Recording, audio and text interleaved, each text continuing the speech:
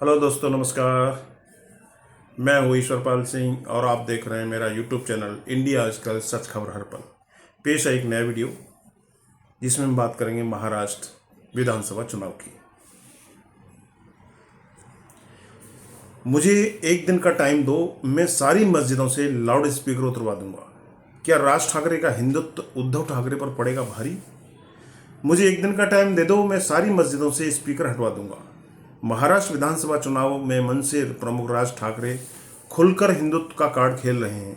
वे शरद पवार और कांग्रेस नेताओं पर तो हमलावर हैं ही, उद्धव ठाकरे तक को बख्शने के मूड में नहीं हैं।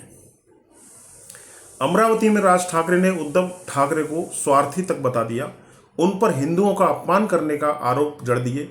यहां तक कि जिस शिवाजी पार्क से कभी बाला साहेब ठाकरे ऐलान किया करते थे, अब राज ठाकरे ने उस पर दावा ठोक दिया है। राज ठाकरे चाहते हैं कि उनके बेटे अमित ठाकरे के चुनाव प्रचार अभियान का समापन इसी पार्क से हो, तो उद्धव ठाकरे अड़ गए हैं। वे भी इसी जगह से आखिरी रैली करना चाहते हैं। ऐसे में दोनों के बीच जंग बड़ी रोचक है। तो क्या विधानसभा चुनाव में राज ठाकरे का हिंदुत्व उद्धव ठाकरे पर भारी पड़ेगा? आइए जानते हैं। अमरावती में चुनावी सभा के दौरान राज ठाकरे ने शरद पवार को महाराष्ट्र में जातिवाद फैलाने वाला संत बताया, तो उद्धव ठाकरे पर भी जमकर बरसे।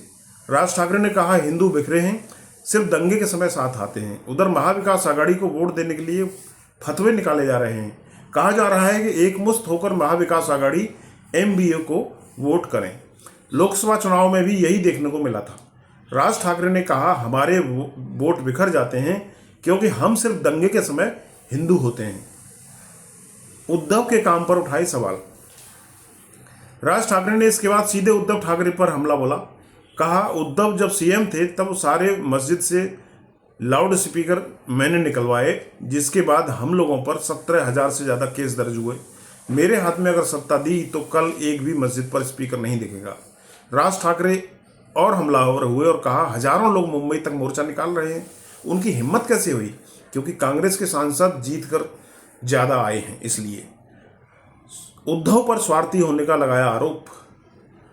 उद्धव पर स्वार्थ की राजनीति का आरोप लगाते हुए राज ठाकरे ने कहा, उद्धव ने बोला बाला साहेब ठाकरे के नाम के आगे से हिंदू हृदय सम्राट ही निकाल दिया।